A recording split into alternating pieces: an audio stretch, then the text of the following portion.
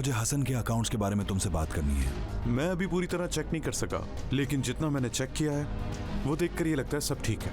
मेरा नाम नसरीन नहीं होगा अगर मैंने इसका हिसाब नहीं लिया तुमसे जो तुमने किया है मेरे साथ। दरअसल तुम्हें ये लगा कि अम्मी के आ जाने से हमारे आपस के मसाइल खत्म हो जाएंगे। हर इंसान से गलती होती है। अगर ये गलती आपसे होती तो क्या आपकी अम्मी आपको गले ना लगाती? ये फैसला तुम्हारी आंटी और मेरा होना चाहिए था। हमारे बचपन के सारे ख्वाब टूट गए। आप चाहे उनसे मिले या फिर ना मिले, लेकिन मैं मिलती रहूंगी। अभी जो आप चुप चुप कर रही है ना, करती रही, लेकिन याद रखिएगा एक दिन तो सबको सामने आ ही जाएगा। बहुत मोहब्बत करता हूँ मैं तुमसे। मैं भी तुमसे बहुत मोहब्बत करती हूँ। देखो आतिफ, अब तुम्हारा और मेरा किसी किस्म का ताल्लुक नहीं। तुम्हें तुम्हारे पैसे मिल चुके हैं। तुम ये समझती हो कि तुमने मुझसे सब कुछ खत्म कर दिया, लेकिन मैंने तो अभी ये खेल शुरू किया है।